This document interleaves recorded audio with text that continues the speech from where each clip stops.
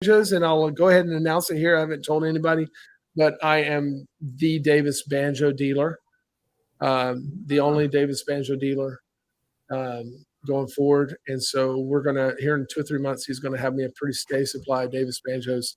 I love Tim and just the kind of person he is and all. And his banjos have really impressed me. So he made me that Granada to sell. It's not getting sold. It's staying with me.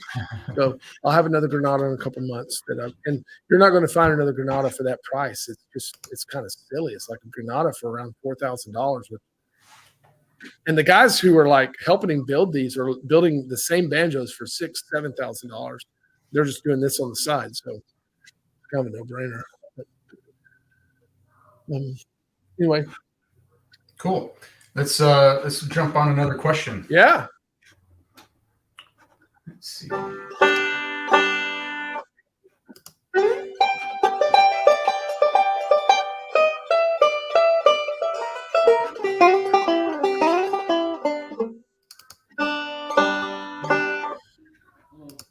Rodney Curtis is a friend of Banjo All-Star. Hello, Ben. I've been told that I should put a little more arc to my wrist. I get a little better tone. I tend to be a little flat-wristed. Should I keep trying to get that arc, or should I just give up? But here's some of my playing.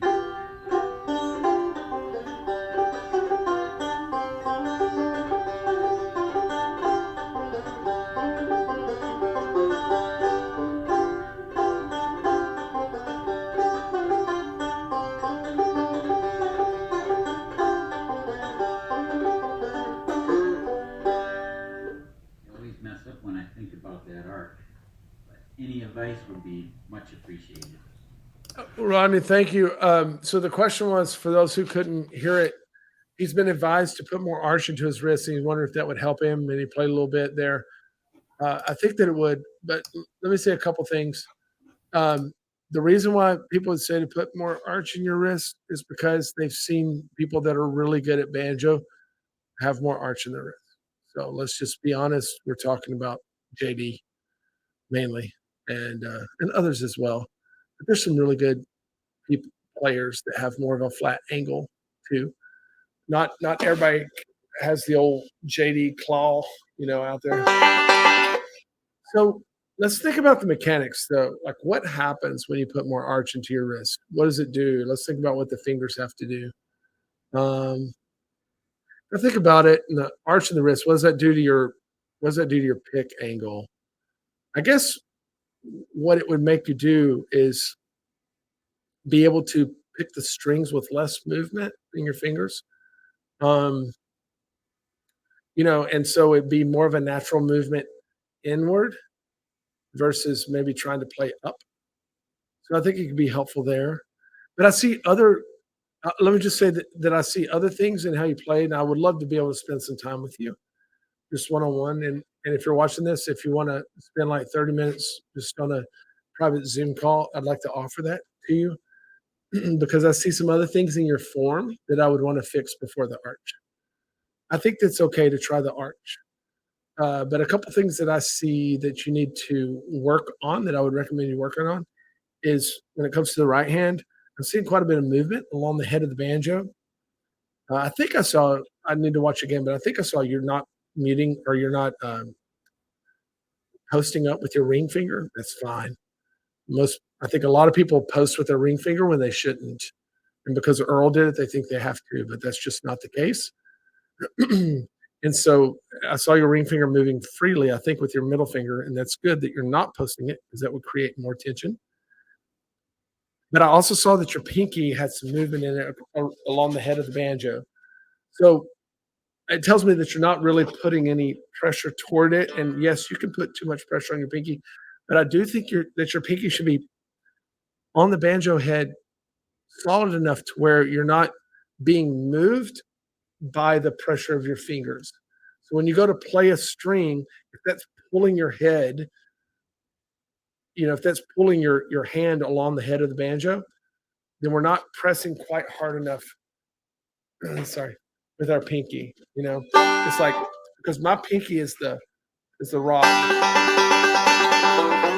Now I'm not pressing so hard that it's hurting my tone. I'm not pressing so hard that I don't have the freedom to move up. But the other thing, I don't have a big arch like JD. I've got kind of more of a flatter, not so flat that I feel the bridge with the palm of my hand. You wouldn't want to do that. But the other thing that I would encourage you to do is with your left hand. And what I saw was, I couldn't help but notice you're mounting your finger, your thumb, actually on the back of the neck like this. And you're coming way out and it's hurting you. Don't do that. What I want to see you do is cradle the banjo neck right there on that joint of your finger. Okay. And it's just resting there easily. You really shouldn't be supporting the neck of your banjo. Your strap should do that, or your legs are really holding the banjo. So it's just riding there lightly to where you can easily slide up and down the banjo neck. And your thumb is just going to rest right along the top. For most things, every once in a while, if I'm stretching really big, I will post up to help me get that stretch. But when I'm just playing normal stuff,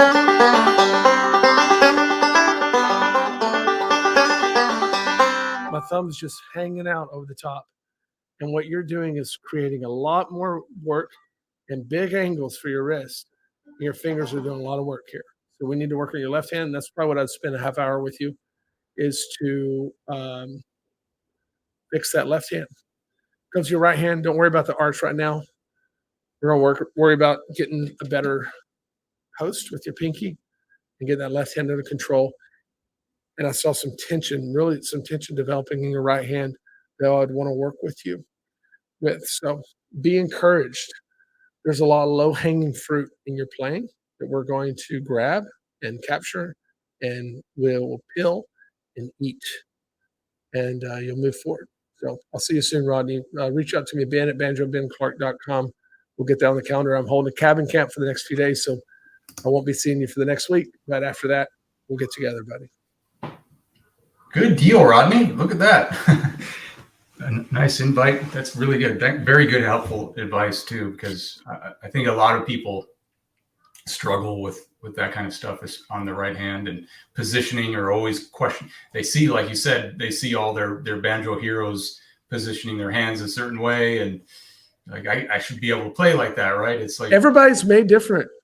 Like we all have a lot of things in common, but the way that we're knit together at this, at the most basic levels are very different. For instance, my hands won't even straighten out all the way. I have a congenital condition, but that's as much as my fingers will straighten out.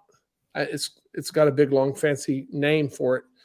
I had to go to the hospital as a kid and have braces made for my hands, but so I can't play the banjo the way that my heroes played it. I've had to find other ways because of how I was knit together to approach this instrument. And so I think we sometimes we put ourselves through unnecessary hurdles and burdens by trying to play it in a way that we saw. There's a balance there. Yeah.